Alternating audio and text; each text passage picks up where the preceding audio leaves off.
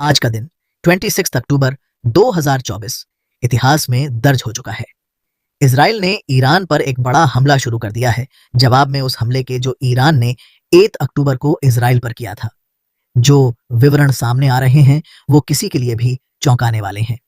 दुनिया भर का मीडिया आज इस बड़े घटनाक्रम को कवर कर रहा है क्योंकि इजराइल ने ईरान के कई प्रमुख ठिकानों पर एयर स्ट्राइक्स की हैं, जिनमें खास तौर से तेहरान, ईरान की राजधानी पर कई विस्फोट होते दिखाई दिए हैं।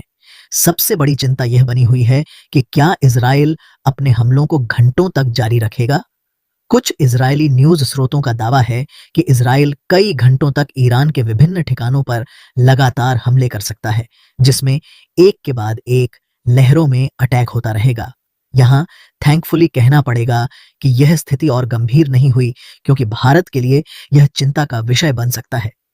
एक भारतीय के रूप में यह देखना जरूरी है कि यह युद्ध और ना बढ़े, नहीं तो इसका असर भारत पर पड़ेगा। अब इजराइल की ओर से यह स्पष्ट कर दिया गया है कि उनका हमला खत्म हो चुका है।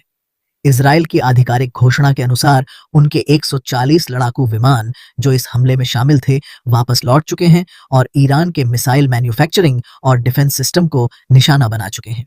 इजराइल का दावा है कि ईरान की मिसाइलें अब कम हो गई हैं और उनके एरियल डिफेंस को भी नष्ट कर दिया गया है। इस हमले ने ईरान की मिसाइल प्रोडक्शन फैक्ट्रीज को भारी नुकसान पहुंचाया है, जिससे भविष्य में इजराइल पर मिसाइल हमले करने की ईरान की क्षमता घट गई है। इस घटनाक्रम का असर केवल मध्य पूर्व तक सीमित नहीं रहेगा।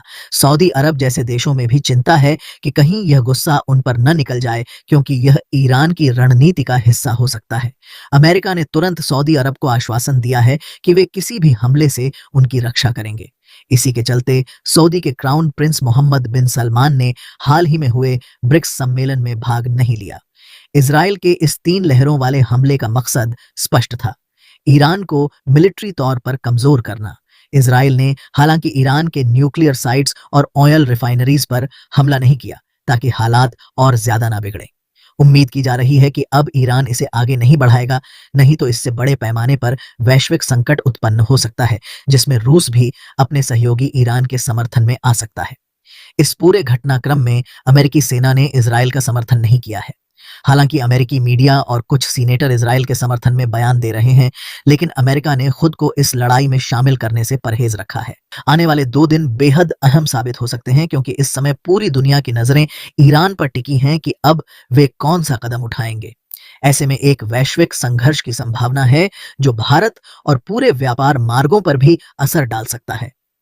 एक भारतीय के तौर पर हम सब यही चाहेंगे कि ये तनाव यहीं थम जाए और दोनों देश किसी हल पर पहुंचें, ताकि मामला और ना बिगड़े। आप इस बारे में क्या सोचते हैं?